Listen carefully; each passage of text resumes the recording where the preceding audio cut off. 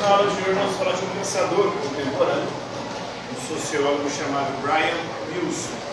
Ele que viveu de 1926 a 2004, no século XX e no século XXI, e vai trabalhar com o conceito de secularização. Já ouviram falar desse conceito de secularização?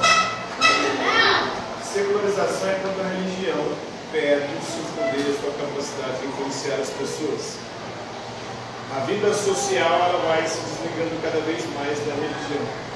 A partir da modernidade, a religião passou a ter cada vez menos influência sobre a vida das pessoas e influência sobre as sociedades humanas.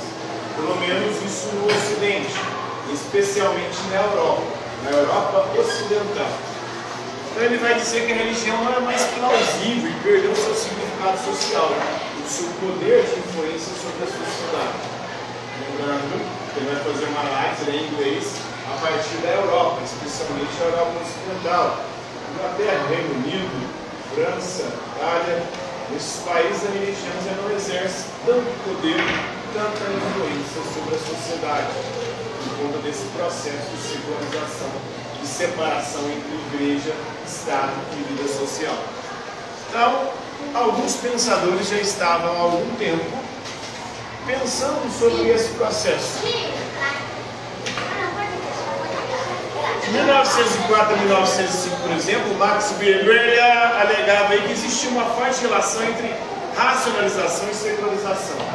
Em sua obra, A Ética Protestante e o Espírito do Capitalismo, ele vai mostrar como a religião protestante foi importante para o desenvolvimento do sistema capitalista, por conta da sua moral austera, que levava os indivíduos a não gastar com coisas supérfluas, e assim, poupando e usando essa poupança, reinvestindo-a, tudo isso proporcionou um avanço do desenvolvimento do sistema capitalista.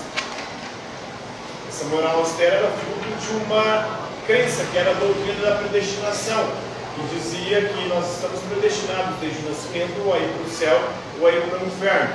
Isso segundo a perspectiva de Calvino. Isso. Então, no calvinismo, nós estamos predestinados a ir para o céu e o inferno. E aí o sinal de que nós estamos predestinados a ir para o céu é se prosperarmos economicamente. Ou seja, a gente ficar aí. Isso é um sinal de que Deus nos escolheu e abençoou a nossa vida. E isso influencia também o comportamento, a moral dos indivíduos, que vai proporcionar. Mas ao mesmo tempo, o protestantismo vai colaborar com o processo de racionalização. Já não há mais uma religião centralizada como era a Igreja Católica e a cristandade da Idade Média. Agora é uma religião fragmentada, cada país, cada nação. Hoje em dia até cada bairro tem sua própria igreja. E cada igreja tem sua própria moral, seus próprios costumes, suas próprias tradições, seus próprios rituais.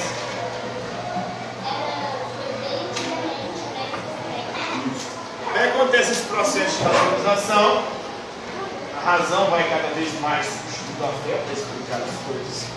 E junto com a razão, já que a fé e a religião não explica mais, há um processo de secularização, ou seja, a religião vai perdendo importância. Em 1966, os sociólogos austro-americanos Peter Edberger e Thomas Luckmann sugerem que a perda da voz de comando da religião levou a uma crise de legitimidade. Então, ocorreu uma crise em relação à verdade. O que é a verdade? A verdade agora acredita não é mais a religião. Agora quem vai dizer o que é verdade é muito mais a ciência do que a religião. Pelo menos para grande parte das pessoas, para o mundo ocidental, para a Europa especialmente.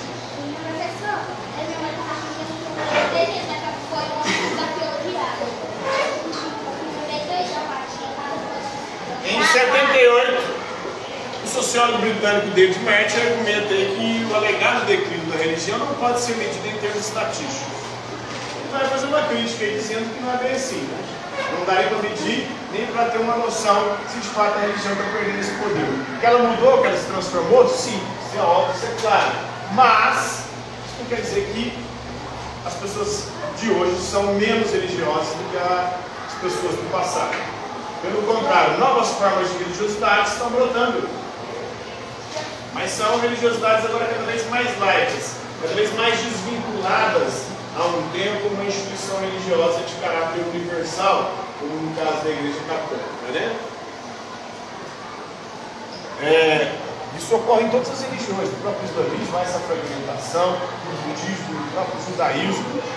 Em 85, os sociólogos norte-americanos Walter Stark e William Bainbridge dizem que a religião está aqui para ficar. Então, a religião não vai desaparecer, não vai continuar, mas com as suas características, né? Porque as pessoas precisam do consolo sobrenatural.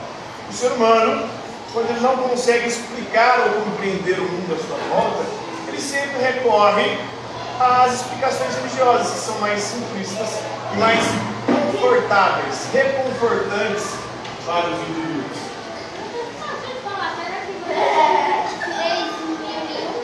Não sei. Acredito que não. Nesse calor que está aí, nós vamos morrer queimado em breve.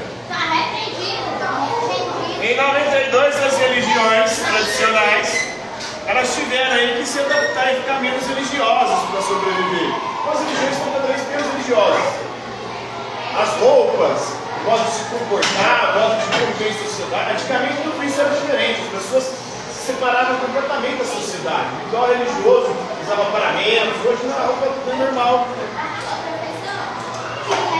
Os rituais estão cada vez mais desritualizados. Então, para sobreviver, está mudando de acordo com o sociólogo britânico Tim Bruce.